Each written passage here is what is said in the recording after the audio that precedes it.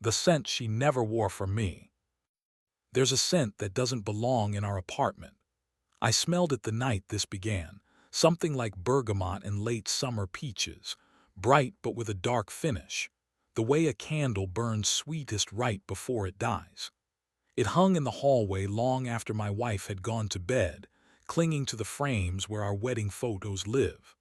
I stood there, palms on the radiator, and tried to remember if I had ever bought her perfume like that, if she'd ever worn it when we were out together. I couldn't find the memory. It felt like reaching into a coat pocket and pulling out someone else's keys.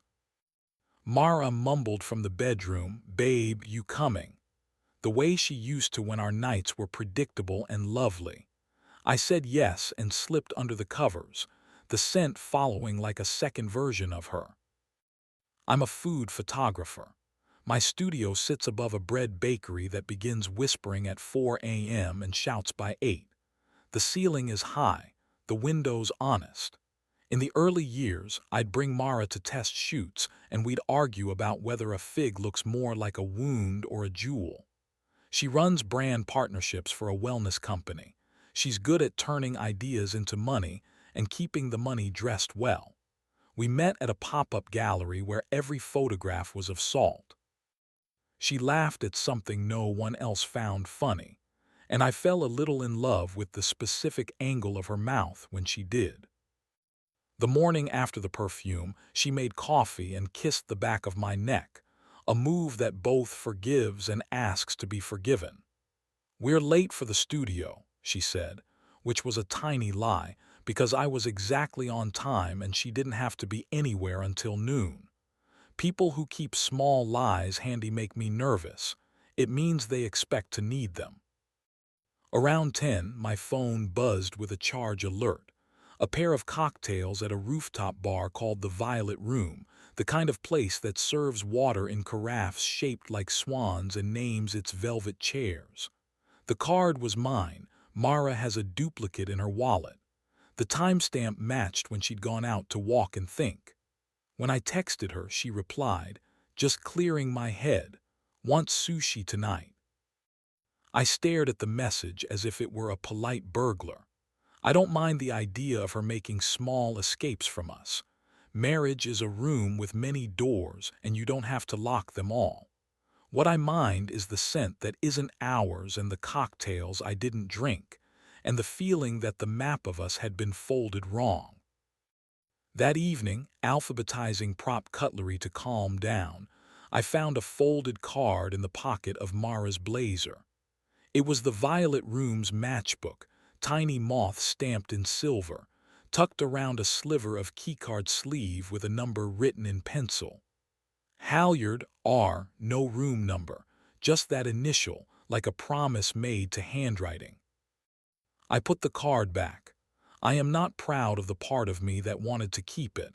I am proud of the part that didn't.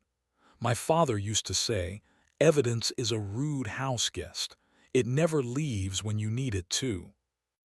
2 nights later, Mara said her friend Dia had tickets to an author talk at the Halyard Hotel. "Do you mind if I go straight from work?" she asked, not meeting my eyes long enough for the lie to blush. I nodded. She wore a dress the color of quiet and the perfume again, the one for which I have no memory. At 7:40, I was across the street from the Halyard, camera bag against my hip the way some men carry guilt. The hotel glowed like a story I wasn't invited into. I didn't expect to become a cliché, husband in a dark coat counting floors, but clichés exist because they feel inevitable while they're happening. Mara arrived with a man who had an athlete's kindness to his stride, that particular grace men have when they know their body will obey. He leaned in close and she breathed him in. The elevator split them open and swallowed them whole. I don't know what I thought I'd feel. Rage, maybe. The useful kind that lets you storm an office and make everyone remember your name. Instead, I felt soft inside, like bread too soon from the oven, unable to hold shape. "Don't go up." The voice came from behind me. A woman stepped into the wash of the marquee light. She was my height, maybe a little taller, wearing a raincoat that didn't mind being noticed. The first thing I loved about her, too strong a verb but true, was that she kept a considerate distance, as if my pain were a dog she didn't want to startle. "I'm not here to make a scene," I said. I don't know why I'm here."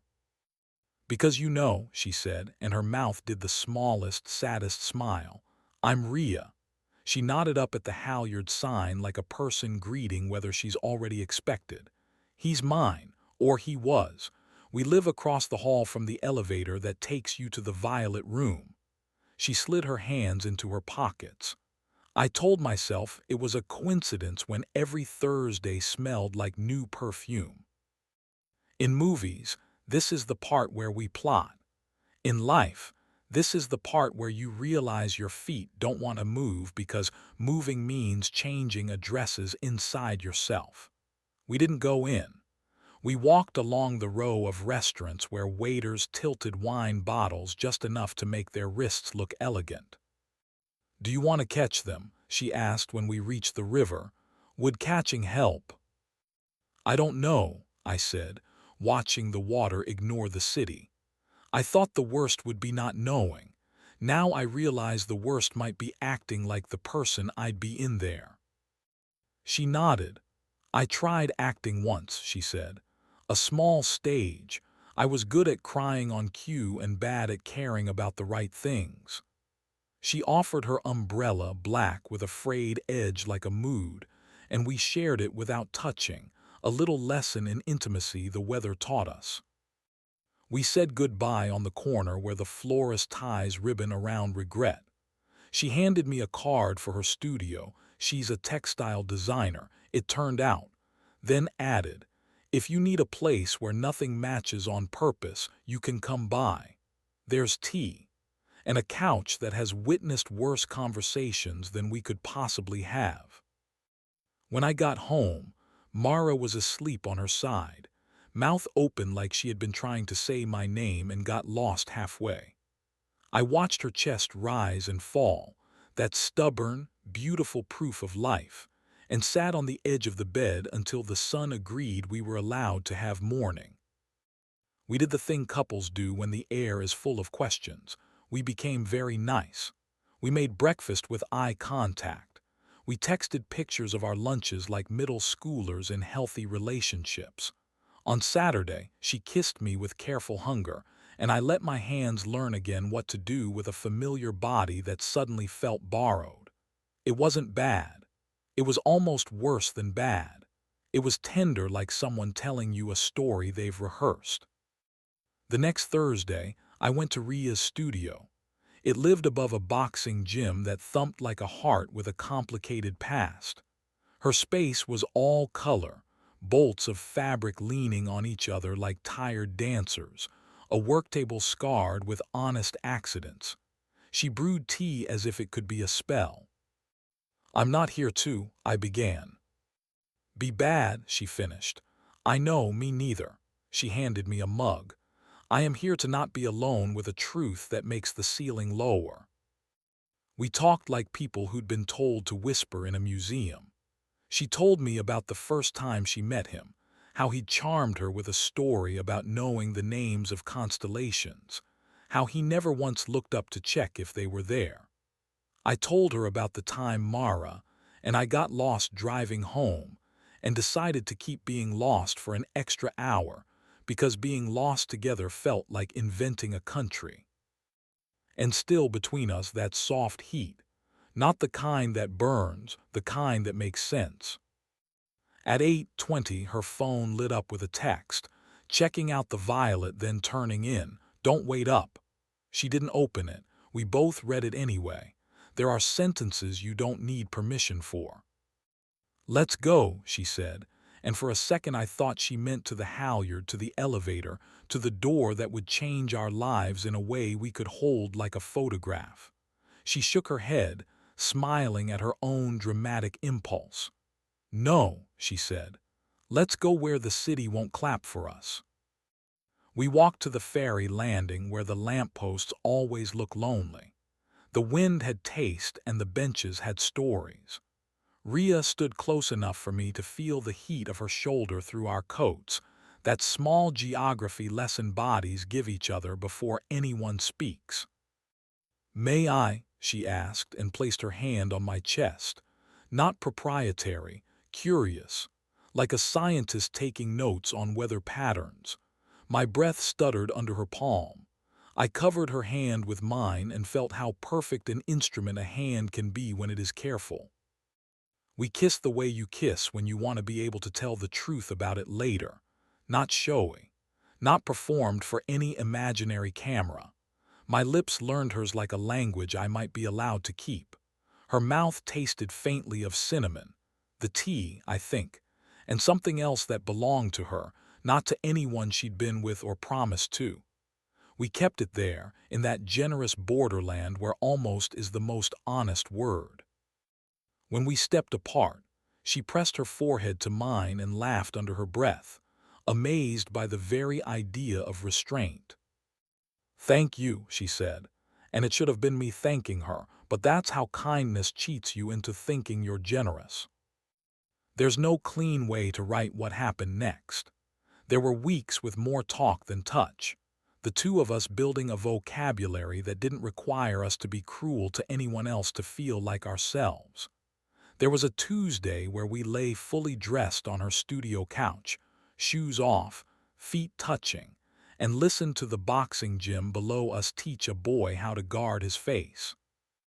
There was a Friday at my studio where she helped me style a tart so it looked like a galaxy, and I told her, without trying to be brave, that I wanted to live in a world where my mouth and my life matched. Mara, meanwhile, began using the word experiment. "Maybe we've gotten too defined," she said one night, stirring a pot of mushrooms as if they might tell her what to do. "Maybe we should not box ourselves into old ideas." My heart did that small, hard thing it learned when I was 12, and my parents turned goodbyes into a science. "Do you want an open marriage?" I asked, the words feeling like the wrong end of a dare. "I want us to be honest about wanting things," she said, which is a way of saying yes without having to say the word. She reached for my wrist. I stepped back, not out of malice. Out of self-respect I was surprised to find I still had. "I'm already being honest," I said. "I want us or I want out." Sometimes love is a hallway where you meet yourself coming the other way. We tried therapy, and it was good, and it was late, and sometimes those can be true in the same breath. I didn't tell her about Rhea right away because I wanted to be sure it wasn't just grief making a new shape. When I did tell her, I did it in sunlight, at the kitchen table, with hands not hiding. She cried in a way that was both about me and not about me. We divided the furniture like we were splitting atoms, carefully, knowing we might still glow. Rhea didn't rescue me. I didn't rescue her. We each walked ourselves to the edge and then stood there together, pointing at what came next. The first night we let ourselves be more than almost. We were in my new apartment, a place with good light and bad cabinets, both fixable. We cooked together, the way two people cook when they're a little afraid to look down. Too much garlic, perfect anyway. We kissed and kissed again, and I learned the slight way her breath lifts just before she says my name. When we moved toward the bedroom, it wasn't a march. It was a warm, consenting drift. We undressed the way you undress for a swim, carefully, smiling, aware that water is patient with beginners. What we did belongs to us. What I can say is that we stayed visible to each other the whole time. No grand gestures, no borrowed choreography, just the gentle miracle of two people not pretending they were somewhere else. When we fell asleep, it was the kind that includes dreams that don't need decoding. On a soft night near the end of summer, Rhea and I found ourselves again near the halyard, not by design. The Violet Room's sign hummed, proud and innocent. We stopped across the street and watched couples go in, their shoulders square, their evenings rehearsed. "They'll make their mistakes," she said, not unkindly. So will we, I said. I'd like ours to be the kind that teaches us better ways. She slipped her hand into mine. The city offered us its usual bargain: noise for company, lights for courage. A breeze lifted the scent of someone's perfume as they passed us, citrus brightening to something darker. I watched it go, surprised by the small gratitude I felt for every smell that didn't belong to us. Mara sent me a photo last week, her standing in front of a mountain in a country that prefers its vowels soft. She looks like a promise she made to herself and kept. I wrote back, told her I was proud. There are people who will tell you that endings require fire. Mostly, they require water. At home, our home, the one with good light and cabinets I've forgiven, Rhea sets the table. She wears the careful sweater she only trusts on nights that might need tenderness. We eat too late and talk just enough and leave the dishes for morning, which feels now like the kind of rebellion grown-ups are allowed. In the bedroom, we laugh against each other's mouths and watch the city make new constellations on our ceiling through the blinds. When we turn out the lights, we don't close the door all the way, just enough to keep the good air in. If there's a moral, I don't want it. I want the humbler thing, a way of living where the next kiss knows my name and the floor remembers I'll wake it gently. I want to open a drawer and find only our keys. I want to smell the night on Rhea's collar and know it's ours because we were in it together. And I want, every so often, to stand in the hallway where our frames are, breathe in a room that smells like garlic and clean sheets and the last of summer, and be content that the only scent that doesn't belong is the future, coming in, as always, unannounced, polite, and entirely ours to invite to the table.